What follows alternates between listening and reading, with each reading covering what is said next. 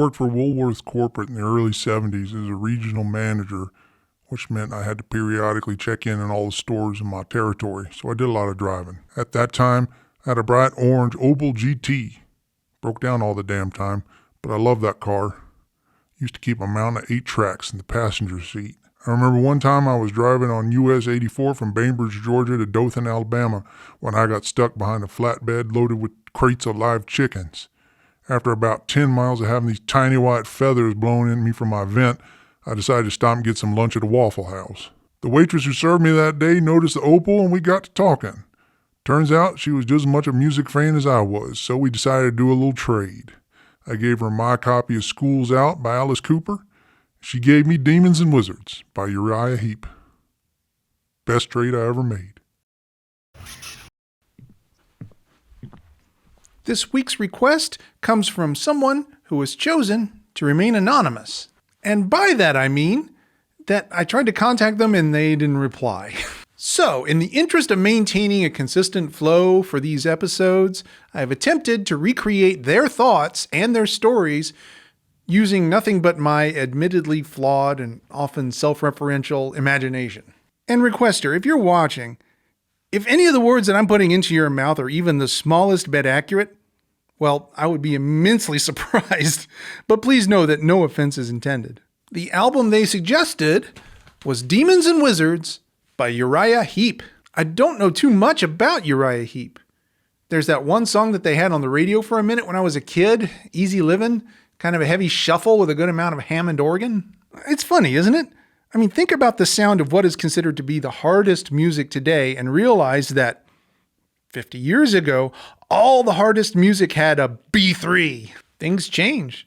Dude, when rock first hit the scene, there was a real debate about whether the lead instrument would be guitar or piano. But the whole hard rock with organ thing does inform me where Uriah Heep lives in my brain. Kind of alongside Deep Purple and Focus and Vanilla Fudge, Steppenwolf, Argent, Procol Harum, somewhere in there. When I mentioned this album to my friend Eric, he pointed out that the drummer, Lee Kerslake, would go on to play with Ozzy Osbourne on his first 2 solo albums, Blizzard of Oz and Diary of a Madman, which means that this is him. Oh, and the cover art is Roger Dean. I just got this album recently. It's funny because on the back, there's actually a www.rogerdean.com URL. Okay, I'm going to go take a listen to Demons and Wizards.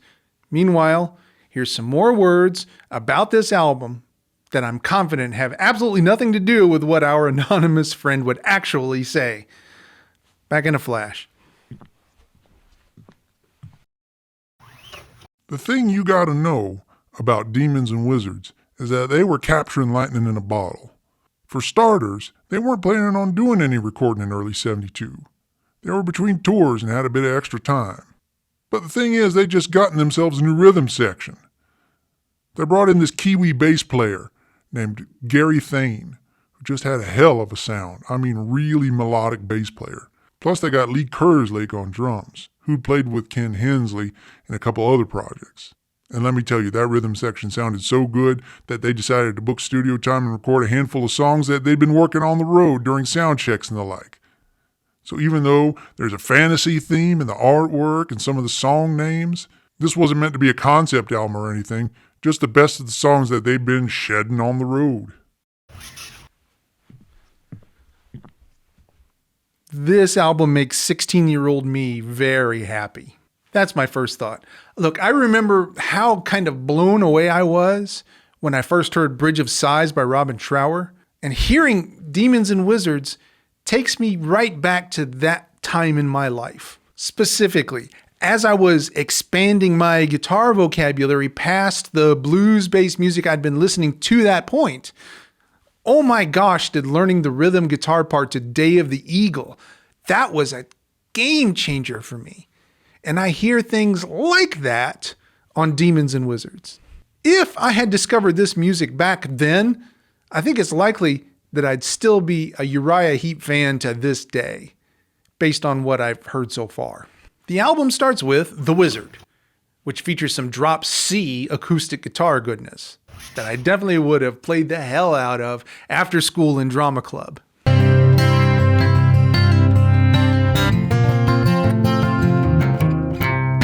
Next song is Traveler in Time. Quick fun fact, both Traveler with 2 L's and Traveler with 1 L are correct spellings.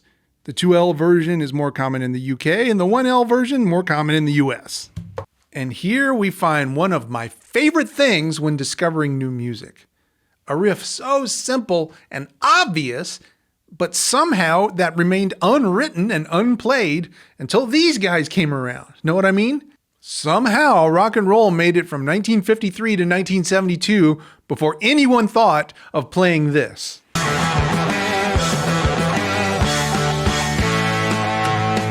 I love finding those. A few things I noticed about Easy Livin' after not hearing it for many, many years. For starters, in the second verse they sing, "Somewhere along the lonely road I had tried to find you." Then in the third verse, right after the bridge, they sing, "Somewhere along the lonely road I had tried to find you." Exactly the same verse, just changing the pronunciation from ya to you at the end of every line. Also, the tempo really does accelerate in this one. Check it out for yourself. Look, restart the song when it gets to the end. The difference is noticeable. Most of Poetic Justice was interesting, but not all that memorable. Then out of nowhere, after the end of the first chorus, we get this funny little run. Well, all right then. And not to be outdone, when the solos start, we get this from the organ. Circle of Hands. It's harmonically pretty much identical to The Wizard, only handled by the organ instead of the acoustic guitar. Plus they had some stops. But at its heart, it's still the Dear Mr. Fantasy /Thank You /Can't You See /Wanted Dead or Alive /Needle in the Damage Done changes, those things. Rainbow Demon. It's got a kind of a vibe to it, I suppose, but still kind of silly. I don't know. Maybe this one will grow on me over the week. All My Life. First of all, love that early 70s honky boosted mids guitar tone that Mick Box uses here. And his slide works pretty good too. Questionable vocal choices towards the end. Well, for me anyway. I'm profoundly aware of the fact that I'm in the minority when it comes to vocal things. Paradise. And we're back to the drop C acoustic. And funnily enough, the drums come in just a smidge late at the start of the song. I had to go back and check it a couple of times, but sure enough, check it out. And that kind of segues straight into The Spell, which starts and ends with a high energy shuffle kind of a thing, but has a long mid-tempo nougat center. Interesting changes on this one, modulations, and harmonically interesting stretches, especially the melody on the slide guitar bit. Yeah, so like I said, the part of me that was looking for riffs and interesting guitar things with that early 70s hard rock vibe, that part of me that was all about Zeppelin and Floyd in high school, that spent an entire weekend learning Highway Star, that part of me is really feeling this album. The only question is how much of a say that part of me has in my overall identity these days. And that remains an unanswered question. So while I figure that out, here are some more things that our anonymous requester almost certainly did not intend to say. A few months after I traded my Alice Cooper 8-track for that Uriah Heep, I stopped at that same Waffle House to see if my new friend was still there. She wasn't, but her cousin was working that day, and she told me she'd moved back home to Cairo, Georgia. Was working at the drive-in. Well, as luck would have it, my route from Dothan to Thomasville took me through Cairo. So next day I stopped at the drive-in. They were playing The Trial of Billy Jack that night, if I remember correctly. Anyway, my friend was there. She noticed my orange opal and came out from the snack bar to come see me. I took a minute to clear away the mountain of 8-tracks, and we watched the movie together. Caught up. She'd really gotten into Queen too by then, and I got to play her some Rock and Roll Outlaws by Foghat. Never saw her after that, but I still think about her every time I hear Uriah Heep. Hope she's well.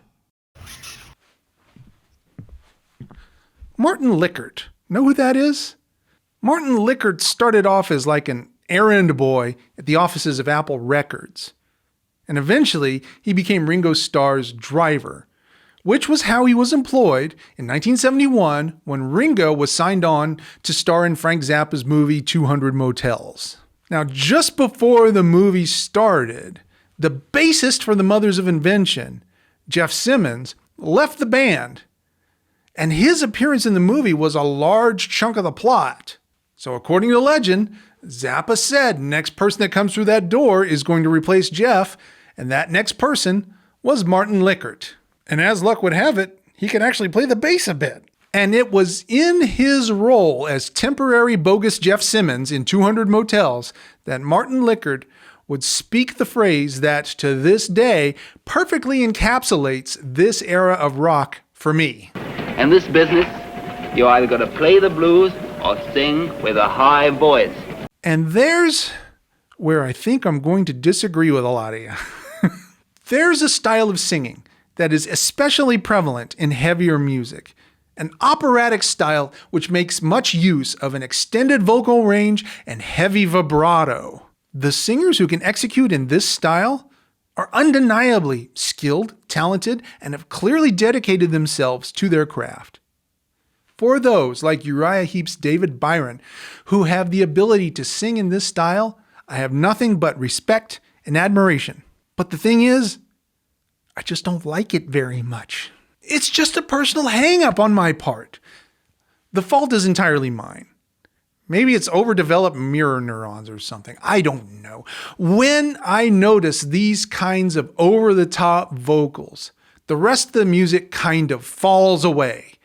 And I get stuck on listening to Screamy Man scream his warbly screams. And that's what started happening to me as I kept listening to Demons and Wizards. I'd say a good 90% of this album rocks. Just a ton of fun, good early 70s hard rock performances, driving music for sure. But then there were these moments, like at the end of All My Life, where everything just turns to, I want to holler the loud funny words. I like Darren. He is my friend. And again, I completely recognize this is a fault in myself and not the music. I know for a fact that most people hear these same notes and say, yeah, this is great. But my brain's pleasure centers aren't wired that way for whatever reason. So for the riffs, the sounds, the organ, the whole time capsule of the best 1972 hard rock, I think this album absolutely stands toe-to-toe with the likes of Machine Head or the self-titled Blue Oyster Cult album. I just have some internal reprogramming to do before I can get behind it 100%. Sorry. Final thoughts. Scale of 1 to 10. I give Demons and Wizards by Uriah Heep a first edition David Copperfield. That's David Copperfield with 1 P by Edmund Wells. See you next week.